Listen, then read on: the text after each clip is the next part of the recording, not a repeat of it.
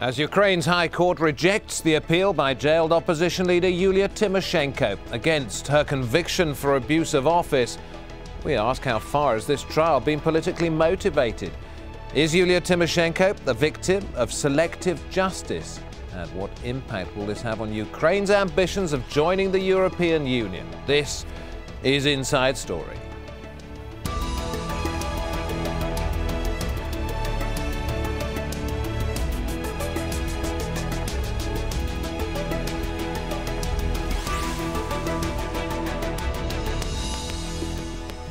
Hello and welcome to the programme with me, David Foster. On Wednesday, a Ukrainian High Court rejected an appeal by former Prime Minister Yulia Tymoshenko against a conviction for abuse of office for which she's serving 7 years in jail. Tymoshenko was convicted last year on charges that stemmed from a 2009 gas contract she signed with Russia. She was one of the leaders of the 2004 October Orange Revolution. The 51-year-old is also charged with tax evasion and embezzlement. She says it's all politically motivated.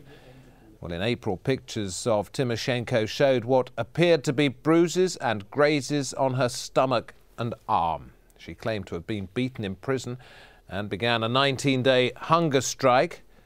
In May, Tymoshenko's tax and embezzlement trial was adjourned for a second time after she refused to turn up in court, blaming poor health. Her case and claims of human rights abuses led to a number of international leaders refusing to attend the European Football Championships in Ukraine earlier this year. Well, joining us now from Kiev, the capital of Ukraine, Eugenia Tymoshenko, who is the daughter of Yulia Tymoshenko. Eugenia, I know you've campaigned hard on behalf of your mother. I don't doubt you're disappointed with today's verdict, and we've heard the White House and the European Union come out and call it selective justice. In your opinion, when it comes to the case of your mother, what is selective about this? Well, David, thank you for having me here today. And we have the opinion that it's not justice at all. It's injustice, and it is selective because my mother, as the main opponent to the President Yanukovych and leader of United Opposition, has been chosen as a political victim, and she has become a political victim of political repressions. And it's not only our view or opinion of my mother or her colleagues. It's opinion of the European Parliament, European institutes, who on many occasions now not only voiced their concern about the situation, but also made multiple resolutions and appeals to the government of Yanukovych and to Yanukovych himself, and who's still been silent to the threats for Ukraine to become isolated from the democratic world and become a dictatorship itself. Does your mother accept that when she was Prime Minister, she exceeded her powers, perhaps foolishly rather than criminally, but she exceeded her powers in signing this deal with the Russians? In any way, my mother has exceeded her powers. This has been confirmed not only by the Danish Helsinki Committee and other important organizations, legal in NGOs around the world, but also the Minister of Justice of Ukraine and ex-General Prosecutor of Ukraine, who've been serving during Yanukovych. In their letters, both of them stated that my mother acted completely within her rights and within her power. She never abused her power. But the court on multiple occasions dismissed this kind of important statements or any evidence which is actually included in material case files that state the opposite, that state that she is not guilty, that she hasn't done anything. She's been trying to solve the European gas crisis, Ukrainian gas crisis, and she never signed any agreement because it's not her power to do so. She merely negotiated the way out of crisis situation at that time in 2009. Is it not always rather convenient for anybody in the same position as your mother to describe charges as politically motivated? Well, you see, the political motivation of the attack against her is obvious, and anybody who knows the details of the case can see it, because not only president, not only the prosecutors, not only prime minister, who work as one political team against opposition, against democratic forces in Ukraine, have showed their very biased, illegal position against my mother and other political prisoners and their political opponents, by accusing her with no evidence, with no legal basis. And in such circumstances, it's very obvious that they're pursuing their political goals to remove all their opponents from the political field. And my mother is now more popular, at least by 5%, than the incumbent president and their party. The High Court in Ukraine has thrown out her appeal, but there is a case still before the European Court of Justice. Right. They say they're going to make an announcement within 6 weeks, 2 months, I think. We're not sure when. We had the hearing on 4 articles of the European Convention, which are illegal detention, torture, the inhuman conditions, and of course the isolation, deliberate isolation from political life of her as a main opponent to Yanukovych. All of those articles were discussed. The questions were asked by judges yesterday in Strasbourg, and we've had a feeling that judges know and studied the situation in great detail. They asked the questions on the most horrible breaches of her rights. But even if she wins that case, Eugenia, the chances are, as I understand it, she won't be freed. There are other charges pending against her.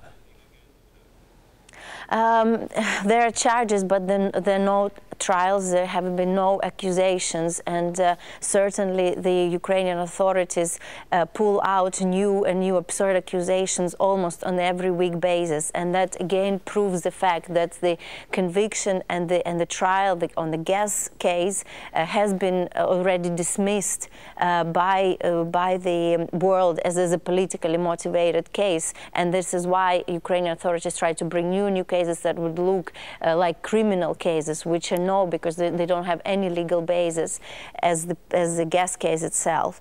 But at the same time, it's very important for us to have a hearing in European Court of Human Rights. So far, we haven't had the opportunity to go and appeal on Article 6, which is the actual appeal on the verdict, because Ukrainian authorities and Yanukovych himself has been postponing illegally the last Court of Appeal that only happened today after the hearing of European Court yesterday. So it's very obvious how they're postponing the process of her defense and of justice.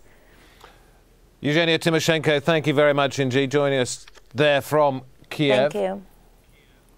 So, is Yulia Tymoshenko a victim of selective justice in Ukraine? To answer this, we're joined by guests from Ukraine's capital, Maxim Eristavi, presenter of Voice of Capital.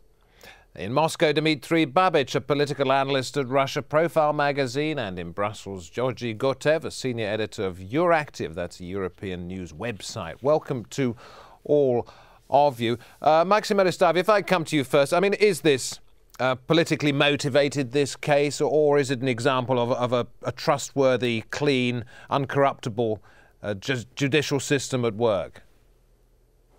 Yeah, hi.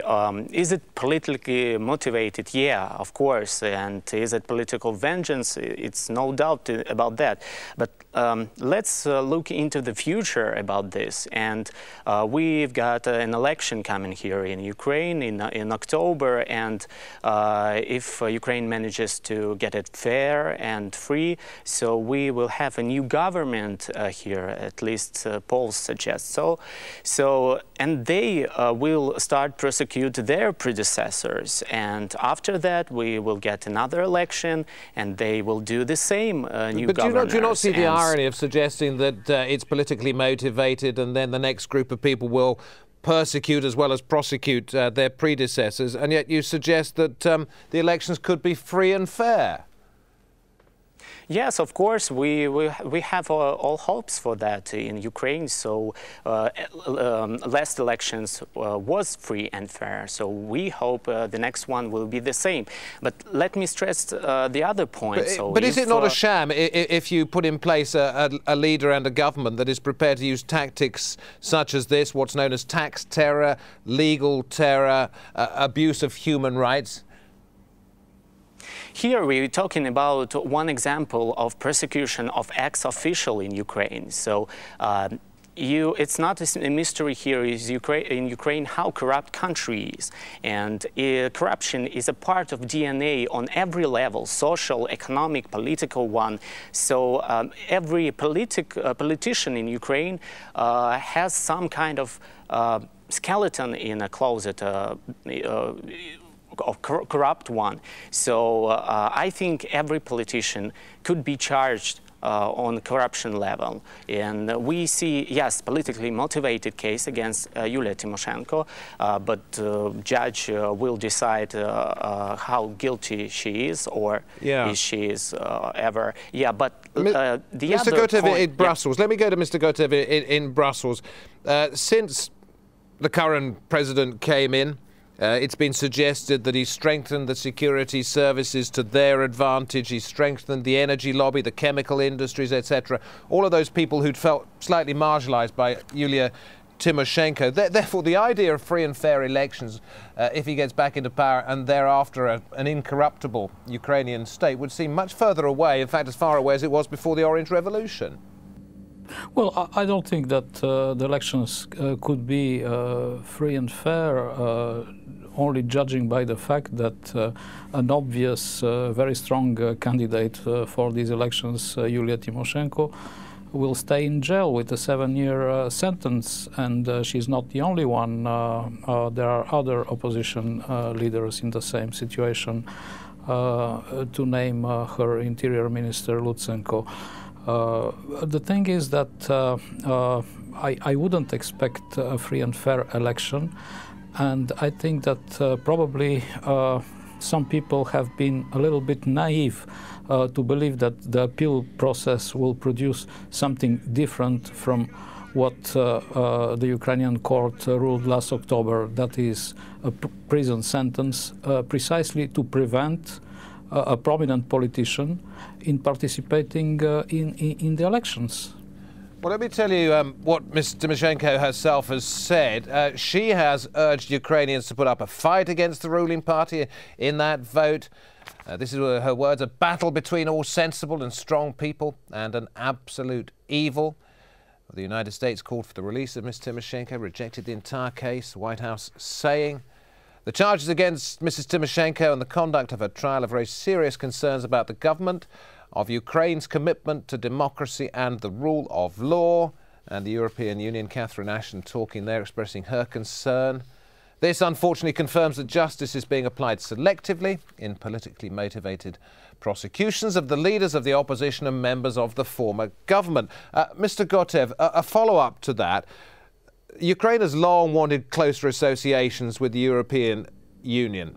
It's looking for trade benefits out of the European Union, and a lot of people are suggesting that this is being withheld at the moment because of Mrs. Tymoshenko's case. What is it that gives the current president, Mr. Yanukovych, the confidence to do this in a time when Ukraine could well benefit extensively from closer ties with outside partners?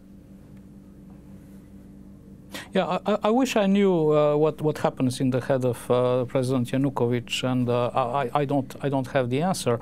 The thing is that yes, you mentioned the accession agreement that is ready but not yet in force, and indeed a deep and comprehensive free trade agreement. But no, Ukraine will not benefit so much from it.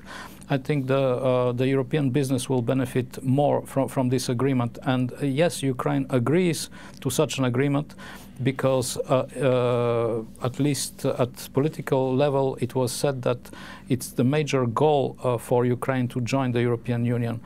But this perspective looks very distant today with the news of the decision the appeal court, and it doesn't look well in general in terms of the political statements that were recently made. Last Friday, I want to extend this now to Moscow, to Russia, and Dimitri Babich in Moscow. Could it be that President Yanukovych, Prime Minister Yanukovych, believes that he's watched Vladimir Putin say, I don't care what the European Union does, therefore I can do exactly the same thing, but the mistake he might be making is that Ukraine is not Russia? Well, I think that I can get a little bit into the head of Mr. Yanukovych. I think that Yanukovych believed that in exchange for economic benefits that the previous speaker quite rightly said the EU would get from association with Ukraine, he expected that the EU would close its eyes to what happens to Mrs. Tymoshenko. And he miscalculated terribly. That doesn't mean that Mrs. Tymoshenko is absolute good and Mr. Yanukovych is absolute evil. I think it would be wrong to believe everything that Mrs. Tymoshenko is saying now. I also agree with the speaker from Kiev, Mr. Eristavi, that almost every Ukrainian politician was involved in one way or another with corruption. And we all remember what European press and what European leaders said about Tymoshenko during her tenure as prime minister. The balance was not very good, if you remember. So basically, Mr. Yanukovych expected that because the EU leaders criticized Mrs. Tymoshenko 4 years ago, that they would not care too much about her being in jail now. And so why do they care now? Well, because the European Union, for them, human rights and elections are a sort of a secular religion. And even if, Chancellor Merkel or some other European leader, even if she holds a very negative opinion of Mrs. Tymoshenko, that doesn't mean that Mrs. Merkel or anyone else in the EU would openly say, I don't care if she is in jail or not, because that would be a political suicide in today's European Union. This is something that Mr. Yanukovych did not understand. Okay, so he miscalculated there. Maxim Eristavi, you present a radio show. You talk to people out on the streets of the Ukraine. What do they tell you about their lives now? Are they better off under Mr. Yanukovych or Mrs. Tymoshenko? You know, we should judge this case not only by international perspective, yeah? Because, of course, after this scandal with Tymoshenko's trial, international support for Yanukovych is bleeding badly. But what they're gaining instead is promotion inside of the country, because it's the first government in Ukrainian history that actively jailing ex-officials. Of course, it can be politically motivating or political vengeance, but its effect remains. And for them, it's a classical distraction in election fever. So you can easily pick up Tymoshenko case or Russian as a second state language. It's themes that easily could be picked up and argue about, and you can easily divide your electorate about this. Sorry, what is the way out of this circle, this cycle of corruption, where you say that the government is corrupt and the next government may well be just as corrupt, and it's jailing corrupt politicians through a corrupt court system? How do you get out of that?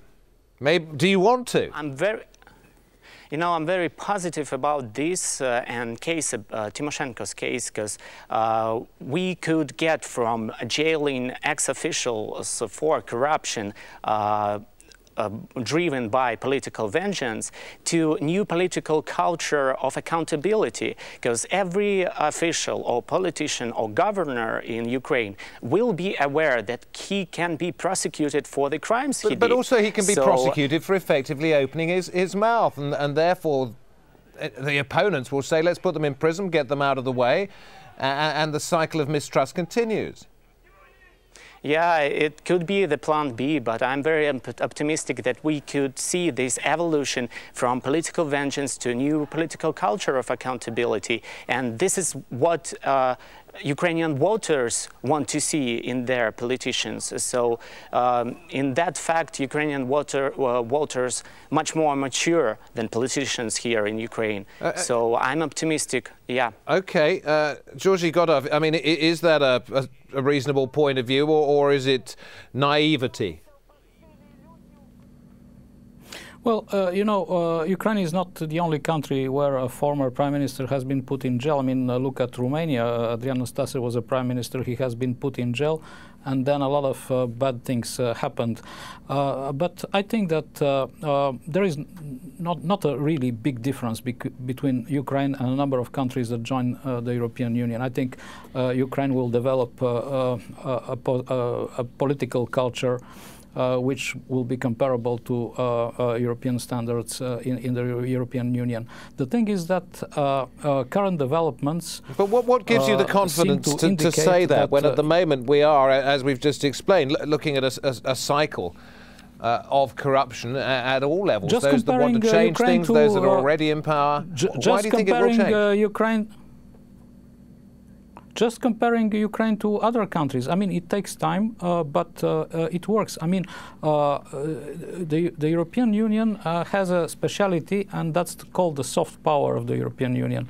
When you try to, when you believe indeed that you will become a member of this family, however difficult these changes happen. The thing is that the Ukrainians really don't believe that they will be given this possibility of real accession to the European Union. So and I think do you think therefore Yulia Tymoshenko needs to be released, will be released? I think that the Ukrainian Parliament can meet anytime and take the political decision to free Mrs. Tymoshenko. This is possible, and to solve this problem the country has vis-à-vis Brussels. However, this is not what Mr. Yanukovych is prepared to do. Obviously, we saw it. Therefore, what is at stake is which direction will Ukraine go, because Russia is building a so-called Eurasian Union. This is something similar to the former Soviet Union to a certain extent, but the Eurasian Union won't fly without Ukraine. So yes, I mean, Russia will be ready to pay a very big price to get Ukraine on board. And that's not what the European Union is ready to do, not at all. Dimitri Babich, let me put this one to you. We'll talk about the Eurasian Union in just a moment, but does it appear to you that Ukraine is sort of playing one side off against the other, thinks that it can actually sort of at one moment charm the European Union, and then when it's not getting what it wants out of that, can turn the other way, can look east and north, and doesn't really quite understand that you can create a lot of resentment along the way doing that? Well, I think the European Union, unfortunately, puts Ukraine before a choice it hates to make. It wants it to choose east or west. Western Europe or Russia. And Ukraine is unable to make that choice because it's connected to both of these entities, and you cannot sever the ties either to the west or to the east without some major losses for Ukraine. I don't quite agree with the previous speaker that the Eurasian Union that Mr. Putin talked about is similar to the Soviet Union. I think it's a different story. Russia and Putin, they don't want expansion of their territory. We could easily do it with Kyrgyzstan 2 years ago when the Kyrgyz president invited Russian troops there. Russia did not move. In fact, Eurasian Union is an economic entity, and Putin very much wants it to be integrated with the European Union. He talked about it many times.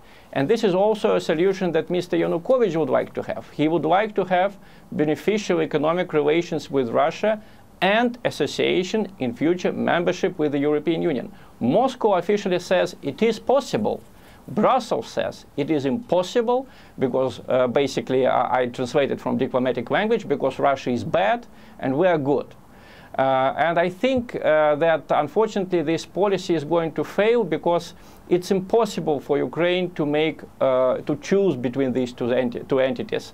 The whole history of Ukraine under the Orange government has shown that Ukraine is going to be forever a bridge between East and West. It's not going to be a part of either Western Europe or Russia. I think it's going to be an independent country. Okay, let me just ask our guest in Kiev and in Brussels one quick question. We are running out of time, running up against the clock.